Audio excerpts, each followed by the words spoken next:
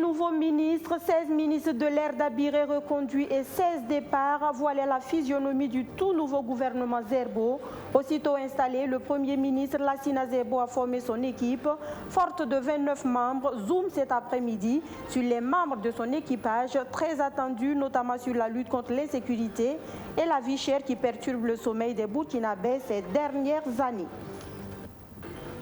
Et puis, Ardon Hector Ouedraogo n'est plus le président de l'UNAPES-B, évincé à l'issue d'un congrès extraordinaire de l'Union tenu le 3 décembre dernier. Il est reproché à lui des malversations financières, entre autres, et des écarts de conduite. Korotimi Sanou préside désormais à la destinée de l'organisation. Toutes les explications de ce changement à suivre dans cette édition. Et enfin, comme annoncé, c'est reparti depuis ce matin pour la campagne de vaccination contre la Covid-19 jusqu'au 23 décembre prochain. Vous êtes invités à vous faire vacciner pour booster le taux de couverture vaccinale anti-Covid-19 jusqu'à 10% contre 4% enregistrés jusque-là.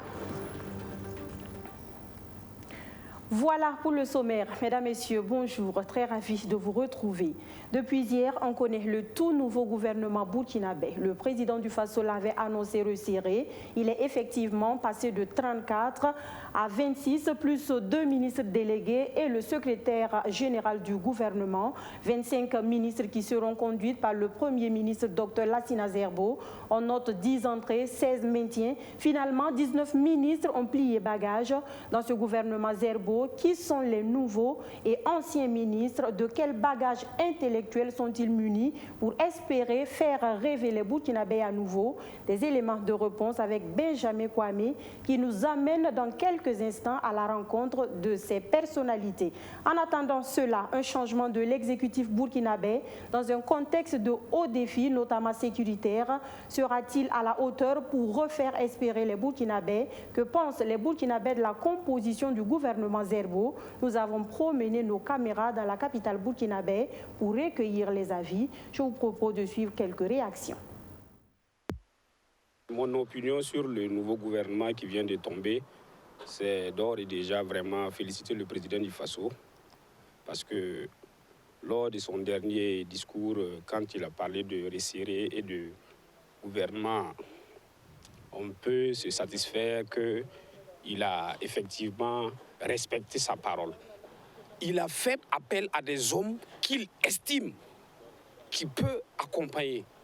Il faut que ces ministres qui sont entrés soient des ministres de 24 heures sur 24, des ministres sous pression. Parce qu'à l'heure là, c'est vraiment une équipe de combat, j'allais dire, qui doit vraiment aller au charbon. En tout cas, ce changement devrait être avant.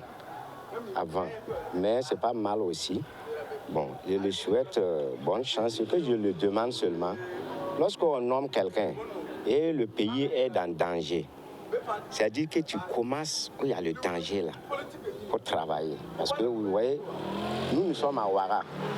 On ne sait même pas que dans nos frontières, Arbinda, en passant par chose, c'est très grave. Ce que je veux, je le demande. Je ne dis pas que ce que je veux, je le demande au nom de Dieu qu'ils n'ont qu'à regarder la sécurité. La sécurité. Bon, pour moi, ça ne me dit pas grand-chose, ça ne me dit rien. Je trouve que, Dieu va nous donner un bon gouvernement un jour. Pour le moment, ça ne me dit rien. C'est passé, c'est des mêmes têtes. C'est des mêmes têtes. Moi, ça ne me dit rien. Mais je pense que ce n'est pas des gens même qui peuvent faire le bonheur du peuple. Mais le bonheur viendra. C'est Dieu qui donne. Selon moi, c'est suffisant. Comme ils ont diminué aussi, que ça est devenu 20 combien de ministres là. Comme ça, c'est bon. Nous, on le souhaite seulement que Dieu n'a qu'à le gérer, seulement qu'ils vont travailler, que notre pays va avancer. Il n'a qu'à, le Premier ministre aussi, nous, on le demande qu'il n'a qu'à essayer, quand on parle de réconciliation nationale là, que tous les fils et filles de Burkina Faso n'a qu'à parler le même langage, que notre pays va pouvoir avancer. Sinon, façon que nous regardons notre Burkina en l'air là, vrai dire là, ça ne nous plaît pas quoi. Là, on est ici pour vendre, mais vrai dire là, ça ne nous plaît pas.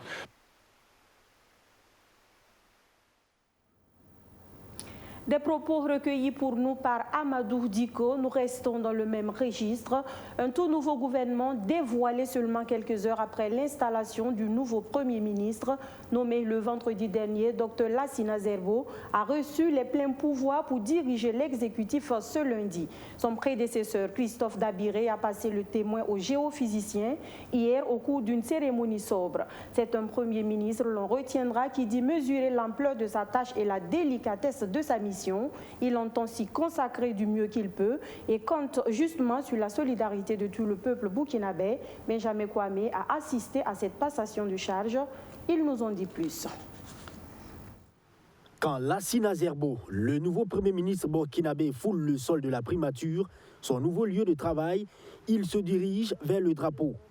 Petite inclinaison devant ce symbole de la nation, comme pour vouer tout le respect et la considération pour ce pays qu'il a vu naître. Puis s'ensuit la passation des charges entre le désormais ancien Premier ministre Christophe Dabiré et son remplaçant, Lassina Zerbo. Avant cet acte, c'est le secrétaire du gouvernement Stéphane Sanou qui a remis également les formulaires de la déclaration de l'intérêt et du patrimoine au docteur Lassina Zerbo et le certificat à Christophe Dabiré. Lassina Zerbo dit être prêt pour un changement de paradigme et compte mener cette nouvelle mission en unité d'action avec tout le peuple burkinabé. Donc je suis là à votre service, au service du peuple, et pour mener à bien le programme pour lequel le président du Faso a été élu, parce que c'est de ça qu'il s'agit.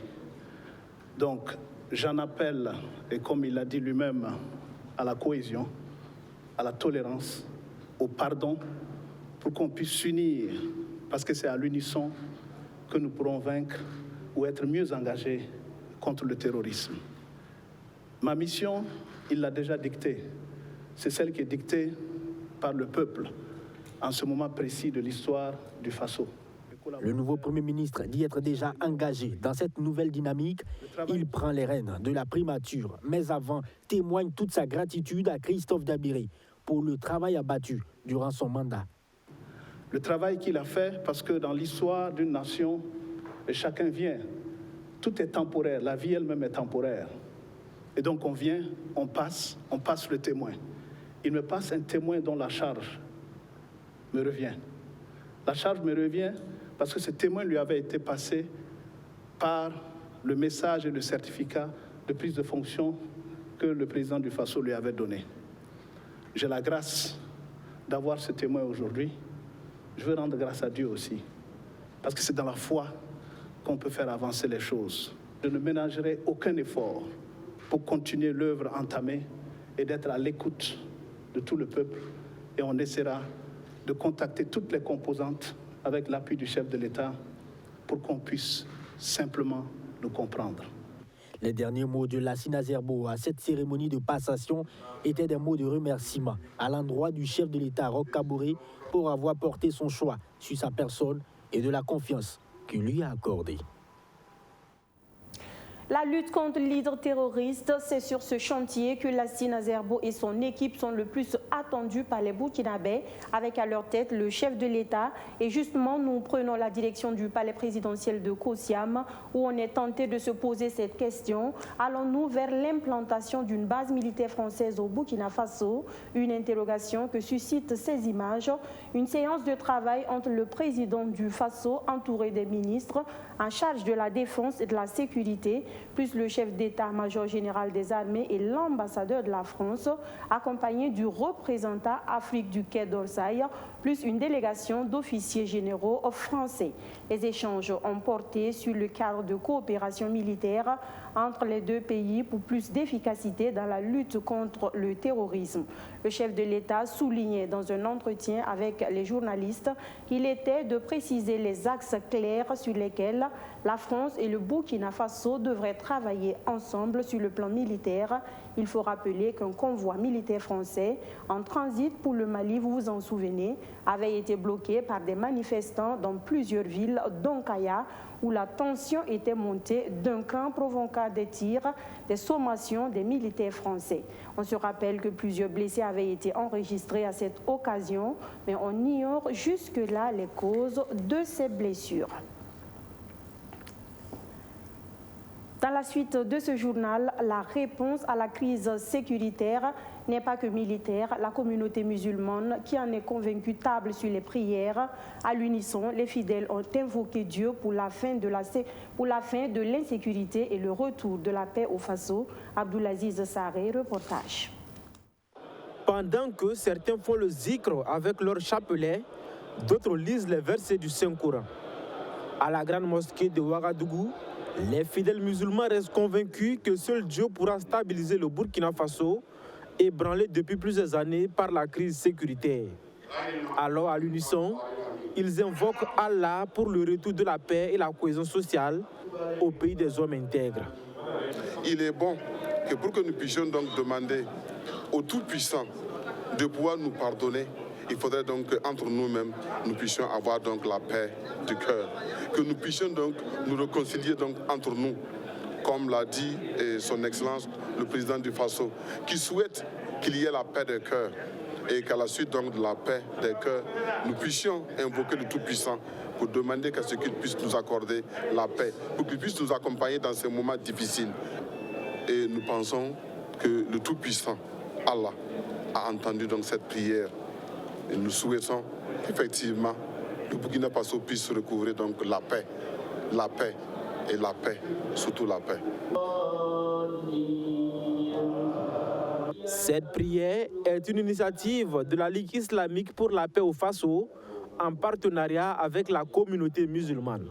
La Ligue islamique pour la paix au Faso, c'est une association qui cause et qui prône la cohésion sociale et la paix.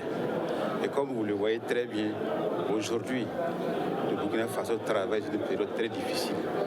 Donc il était normal, en tant qu'association qui prône la paix, puisse faire ce genre d'événements pour prier Allah afin qu'il nous aide à nous sortir de ce bourbier que nous voyons tous les jours. Pour l'aumônier militaire, les fidèles musulmans, au-delà de cette séance de prière, doivent multiplier les prêches pour sensibiliser la jeunesse.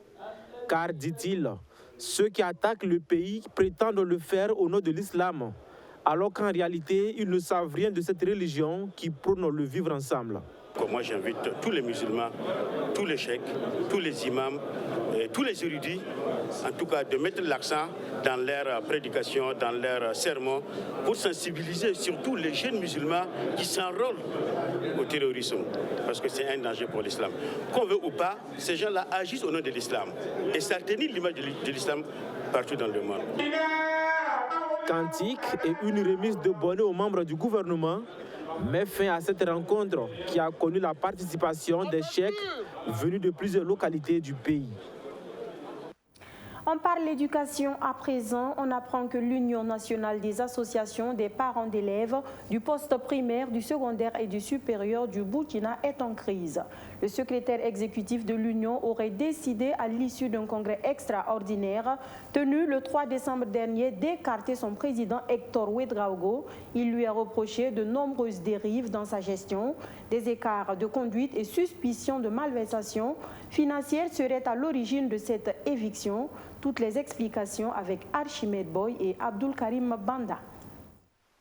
Plus rien ne va entre l'UNAPSB et son ex-président Hector Ouedraogo depuis la tenue du congrès extraordinaire de cette organisation le 3 décembre dernier, qui a vu sa destitution. L'UNAPSB lui reproche des dérives dans sa gestion de la fêtière. Tout serait parti d'une crise de collaboration et de confiance entre le ministre en charge de l'Éducation nationale, professeur Stanislas Ouaro, et Hector Ouedraogo. Une crise qui s'est accentuée pendant et après le congrès d'investiture du président de l'Internationale des parents d'élèves, tenu à Ouagadougou en mai dernier. Et malgré nos appels à la retenue, il a continué à charger le ministre en charge de l'Éducation en l'accusant d'avoir saboté le congrès d'investiture du président de l'IBE dont le budget avoisinait les 100 millions de francs CFA. Le lycée Philippe Zenda Kaboré à Ouagadougou a été fermé le 25 mai dernier suite à une décision du Conseil des ministres. Une décision intervenue après le saccage des bureaux de l'administration et du véhicule du proviseur suite à une manifestation des élèves protestant contre les nouvelles réformes du système éducatif. Le secrétariat exécutif de l'UNAPSB dit avoir forcé la main à Hector Ouédraogo pour une rencontre avec le ministre Stanislas Waro en vue de sauver cette école. Très vite, cette rencontre tournera au vinaigre.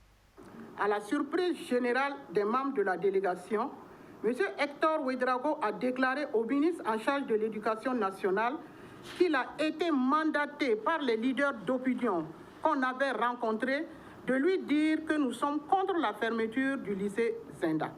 Ça n'est suivi des échanges vifs et des écarts de langage entre M. Ouédraogo Hector et le ministre, entraînant la fin de la rencontre en queue de poisson. À ces écarts de comportement s'ajoutent des suspicions de malversation financière qui pèseraient sur Hector Ouédraogo, selon l'actuel bureau national de l'UNAPSB. Que devons-nous faire? Si le ministre en charge de l'Éducation nationale soutient lors des rencontres du 15 et 23 septembre 2021, dans une salle de réunion et devant plus d'une vingtaine de participants, que le président du FASO a remis 25 millions de francs CFA pour aider à l'organisation du congrès de l'UBE, alors que M. Ouédraogo affirme n'avoir reçu que 15 millions. Comment être solidaire quand le président demande à ceux qui partent en mission de lui reverser la moitié des frais de mission? Au regard de toutes ces situations, le secrétariat exécutif dit avoir échangé 4 heures durant avec l'intéressé sans succès. C'est ce qui a justifié la tenue du congrès extraordinaire du 3 décembre dernier. Un congrès qui a mis à l'écart Hector Ouédraogo en confiant la présidence à Korotimi Sanou. Cette affaire est loin d'être terminée car on apprend que l'ex-président aurait assigné l'UNAPSB en justice. Les parents d'élèves qui sont certainement appelés à se faire vacciner contre la Covid-19 pour faire bouger les lignes de la couverture vaccinale. Plus de 300 cas de Covid-19 et 100 décès ont été enregistrés ces derniers mois au Burkina Faso. Afin de stopper l'évolution de la pandémie, le ministère de la Santé opte pour une vaccination massive des populations et on apprend que près de 2 millions de doses sont disponibles pour les populations des 4 régions, dont le centre-ouest et les hauts-bassins, en plus du sud-ouest. La campagne de vaccination contre la Covid-19 a été lancée ce matin même à Ouagadougou, à la place de la Nation. On en sait plus avec Luc Pac-Belgem. C'est parti pour la campagne de vaccination contre la Covid-19 dans les régions du centre-ouest, des hauts-bassins et du sud-ouest. Lancée ce matin à la place de la Nation à Ouagadougou, cette campagne de vaccination est ouverte à toute personne âgée de 18 ans et plus et va du 14 au 23 décembre 2021. À ce jour, 4 types de vaccins existent et pour le ministère de la Santé, de l'Hygiène publique et du Bien-être, ils sont tous efficaces. Nous avons à notre disposition 4 types de vaccins. Il s'agit de AstraZeneca, de Sinopharm, de Johnson & Johnson et de Pfizer. Cette vaccination concerne les personnes âgées de 18 ans et plus, y compris les femmes enceintes et les femmes allaitantes. Nous invitons particulièrement toutes les personnes qui vivent avec une comorbidité, c'est-à-dire les maladies chroniques, le diabète, l'hypertension, de venir car ce sont des personnes fragiles, des personnes très vulnérables qui font les formes graves de Covid. Je voudrais également rappeler que durant les 3 derniers mois écoulés, nous avons eu environ 300 cas de formes graves de Covid qui ont nécessité une hospitalisation en réanimation. Et sur ces 300 cas, nous avons perdu un tiers environ, c'est-à-dire que nous avons perdu environ 100 personnes. Et parmi ces personnes, il n'y avait pratiquement aucune personne qui a été vaccinée auparavant. C'est dire que les formes graves de Covid-19 se recrutent parmi les personnes non vaccinées et également les personnes décédées de Covid sont le plus souvent des personnes qui n'ont pas été vaccinées. Vous avez vu, c'est le ministre, le nouveau ministre, tout neuf sorti, qui a vacciné Mbabwanga. Johnson, le nom du produit. Et je pense que tout le monde va profiter et suivre mon exemple pour que dans leur famille, avec ses collègues, avec l'environnement, qu'il y ait la santé, rien que la santé. À partir d'aujourd'hui, je peux voyager quand je veux, où je veux et comme je veux. À travers cette campagne de vaccination Covid-19, le Burkina Faso cible au moins 1 500 000 personnes pour atteindre les 2 millions de personnes vaccinées, soit les 10% de cibles visées depuis l'introduction du vaccin au pays. Lorsque nous avons annoncé notre plan de déploiement, eh bien, nous avons fixé un seuil de 10% de la couverture d'ici le 31 décembre 2021. Aujourd'hui, nous sommes à une couverture de 4,5%, ce qui est loin de notre objectif de 10%. C'est pour cela que nous avons lancé cette campagne, pour permettre aux populations d'avoir la vaccination à proximité à travers une stratégie avancée qui nous permettra de rapprocher les équipes de vaccination des populations. Et nous pensons qu'au cours de cette campagne, nous pourrons couvrir environ 1 700 000 personnes pour que nous puissions avoir la cible de 10% d'ici le 31 décembre 2021. Du 9 mars 2020, date du premier cas de Covid-19 au Burkina Faso, au 14 décembre 2021, environ 16 000 cas de Covid-19 ont été enregistrés avec 286 décès. La campagne débute dans les 4 régions à forte densité afin de permettre de toucher le plus de personnes. La campagne de vaccination permet de multiplier les points de vaccination, mais il faut noter que les vaccinations continuent dans les autres régions et tous les autres centres déjà fonctionnels. Comme vous venez de le suivre, le professeur Chalma Ouedraogo est reconduit dans le tout nouveau gouvernement Zerbo, un gouvernement que l'on connaît depuis hier. Le président du Faso l'avait annoncé resserré. Il est effectivement passé de 34 membres à 25 ministres pleins, plus le chef du gouvernement lui-même, en plus de 2 ministres délégués et le secrétaire général du gouvernement. Qui sont ces ministres? De quel bagage intellectuel sont-ils munis pour espérer faire rêver les Burkinabés à nouveau? Des éléments de réponse avec Benjamin Kwame qui nous emmène à la rencontre de ces personnalités. De 34, le nouveau gouvernement de Roch Kaboré passe à 26 ministres avec 2 ministres délégués et un secrétaire général. Le commando qui va accompagner l'exécutif burkinabé et le nouveau Premier ministre Lassine Azerbo durant les 4 prochaines années enregistre 19 départs et 10 arrivées. Cette équipe, dite resserrée, annonce le retour de Rosine Sori Koulibaly, la dame de fer pour certains, au poste de ministre des Affaires étrangères, de la coopération et des Burkinabés de l'extérieur, en remplacement de Alpha Bari qui aura passé 6 années à la tête de ce département.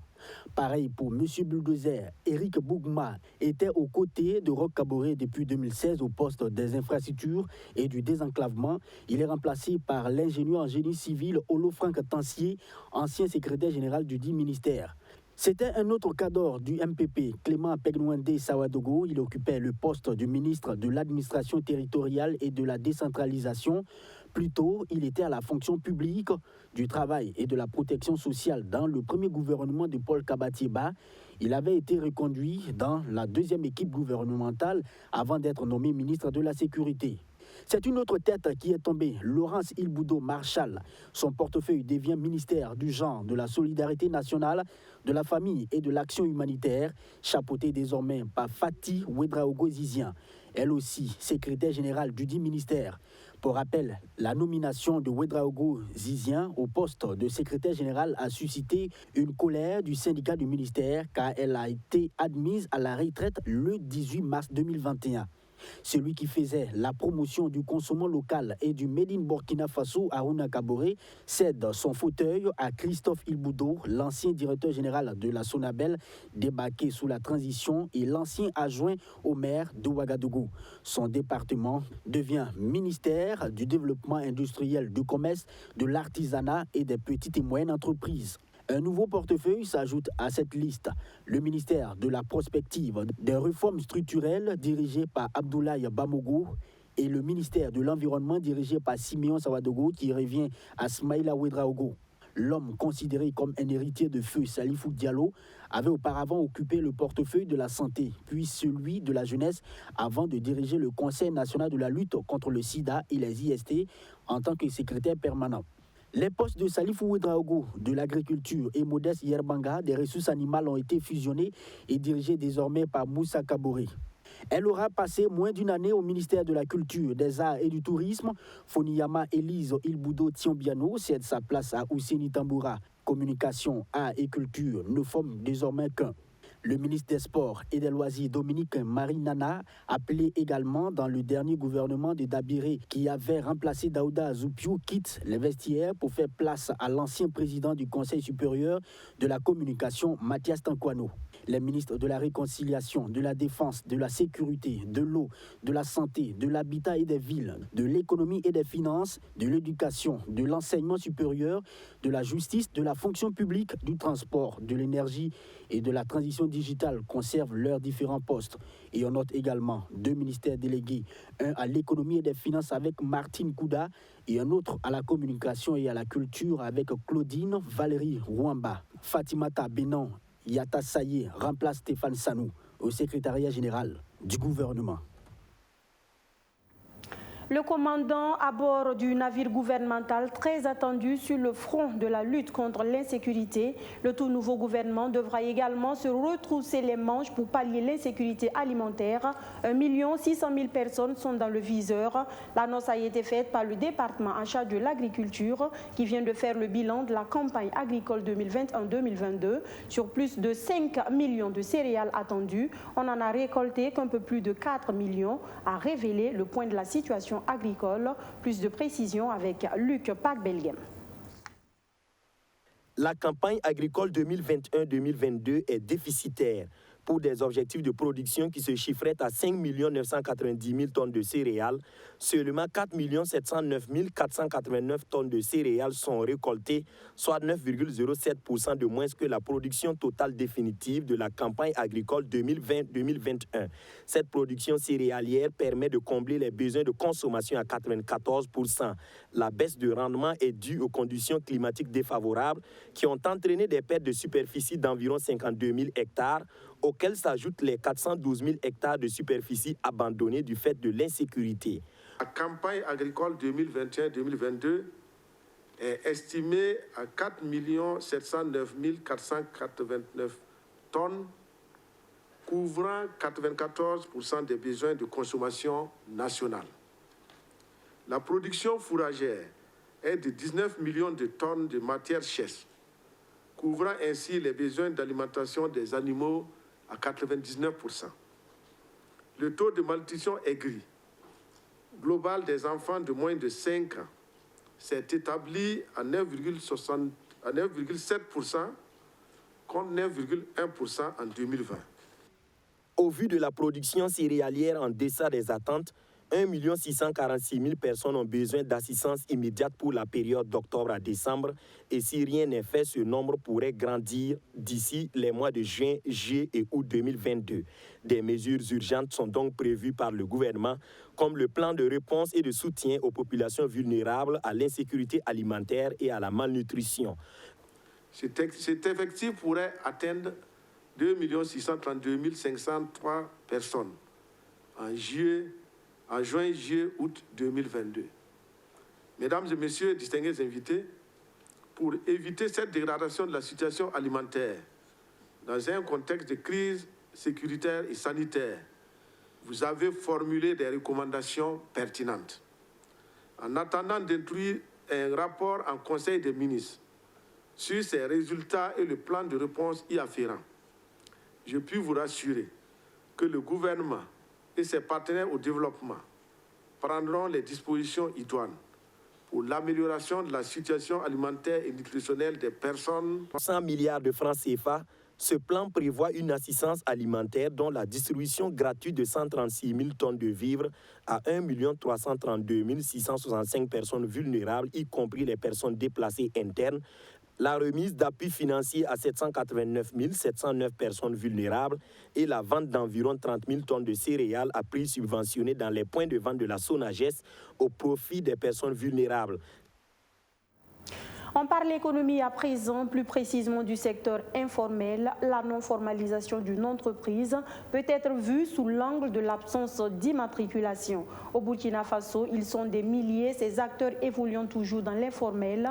Selon certaines études, l'État perd plus de 1,5 milliard de francs CFA par an de recettes fiscales liées au cas de défaut de formalisation des entreprises. La faute serait à la fiscalité pour plusieurs acteurs. Comment faire en sorte sorte que les entreprises relevant de l'économie informelle transitent vers le formel. C'est la problématique traitée dans la chronique économie de ce lundi et c'est signé Abdul Karim Banda et Archimède Boy. Au Burkina Faso, le secteur informel mobilise plus de 70% de la population active en milieu urbain. Au regard des revenus qu'il génère et les nombreux emplois qu'il crée, ce secteur est en passe de devenir la clé de voûte de l'économie. Cependant, il souffre encore de la non-formalisation de ces micro-entreprises. Une situation qui fait perdre à l'État plus de 1,5 milliard de francs CFA par an de recettes fiscales, selon certaines études. Mais qu'entendre par non-formalisation d'une entreprise? Non-formalisation, c'est, on va dire, entreprise non formelle, c'est-à-dire qui n'a pas un numéro, qui n'est pas enregistré aux impôts, qui n'a pas un registre du commerce, etc., qui n'a pas fait les démarches minimum pour se faire reconnaître. On peut considérer que c'est une entreprise qui n'existe pas, même si elle brasse de l'argent, officiellement, on n'a aucune trace d'elle. Et plusieurs raisons expliquent la non-formalisation de ces entreprises. Il y a des gens qui sont dans les secteurs, ils estiment que c'est formalisé, c'est de la paperasserie, c'est la bureaucratie. On perd du temps et de l'argent. Donc, ils estiment qu'ils ne brassent pas assez d'argent pour se déclarer, tout simplement. Il y en a qui estiment, ça c'est le second volet, qui estiment qu'ils sont dans une activité où ils s'en sortent bien. Je ne veux pas dire que c'est des ignorants, mais qui, pour eux, bon, je mène mon activité, j'achète, je vends, je gagne de l'argent. Bon, je n'ai pas besoin, outre mesure, d'aller me signaler quelque part parce que j'estime que ce que je fais, je n'ai pas besoin de me faire ficher aux impôts, etc. Donc, ça, c'est ceux qui savent qu'ils doivent le faire et qui ne le font pas. Pour ces entrepreneurs, justement, la fiscalité serait le frein majeur à la formalisation de leur structure.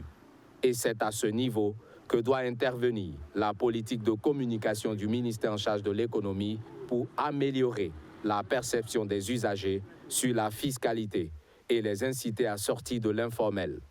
Se mettre à jour vis-à-vis de la fiscalité et payer les impôts comme il se doit. Et ça ne va entraver en rien, c'est-à-dire qu'ils vont mieux se structurer. D'ailleurs, c'est pour cela qu'au niveau de la Chambre de commerce et de la maison de l'entreprise, il y a des facilités qui sont faites pour permettre à ces entreprises qui n'ont souvent pas une comptabilité, les centres agréés par exemple, pour les appuyer, pour les amener justement à s'habituer à cette façon de travailler et de grandir aussi, parce que toute entreprise qui existe vise à se développer, à grandir, à créer plus de ressources, plus de richesses et à s'enrichir aussi.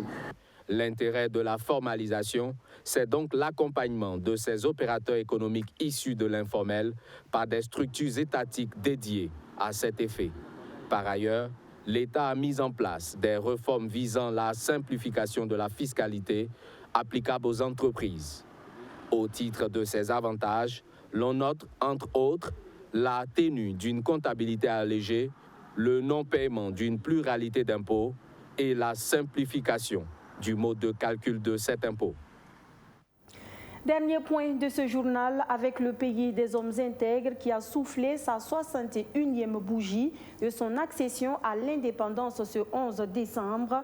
Une fête célébrée dans la sobriété compte tenu de la situation sécuritaire très difficile que vit le pays. Vous avez pu le vivre. La fête a été célébrée au plan national dans la sobriété, comme l'a souhaité le chef de l'État dans son adresse à la nation. La représentation burkinabé au plan régional en a fait de même. C'est le constat fait au Mali dans son consulat. Alexis Belmnaba et Ibrahim Diallo, notre correspondant sur place au Mali, nous fait vivre la fête au Mali.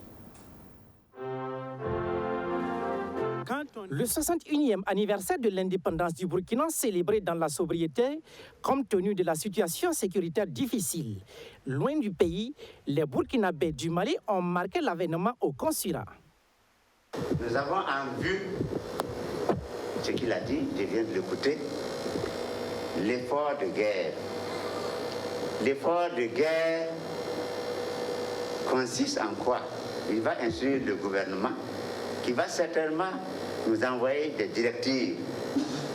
C'est chacun là où il est, qu'il se sente burkinabé et qu'il participe avec son grain de sable. Je dis bien son grain de sable. Que Dieu sauve le Burkina Faso, que Dieu bénisse le Burkina Faso, que Dieu vous guide. Bonne fête de célébration du 11 décembre dans la sobriété et le recueillement. Je vous remercie. Les Burkinabés du Mali suivent de près l'avènement du nouvel exécutif. La nomination du nouveau Premier ministre Lassina Zerbo est accueillie avec beaucoup d'espoir dans la lutte contre le terrorisme. C'est une excellente chose. Je pense qu'à tout moment, il faut aussi du sang neuf.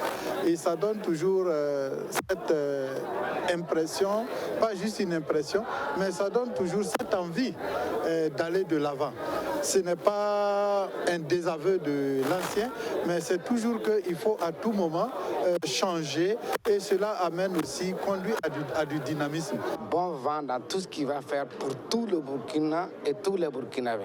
Ce que le président a dit, nous devrons écouter ce que le président a dit. Nous devrons tous, comme il a dit, même si c'est un grain, ça va devenir beaucoup. Donc tout le monde à son niveau va faire un geste pour qu'on puisse aider la nation.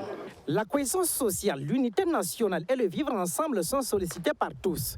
C'est ainsi que le thème retenu pour ce 61e anniversaire est réconciliation nationale et cohésion sociale, devoir et responsabilité de tous pour un développement durable au Burkina. Voilà, mesdames, messieurs, on s'arrête là pour les actualités de la mi-journée sur BF1. Merci de nous avoir reçus chez vous. Je vous retrouve, Dieu voulant, demain même heure, même canal pour un autre point de l'actualité. D'ici là, ne zappez surtout pas, nos programmes se poursuivent. Bonsoir.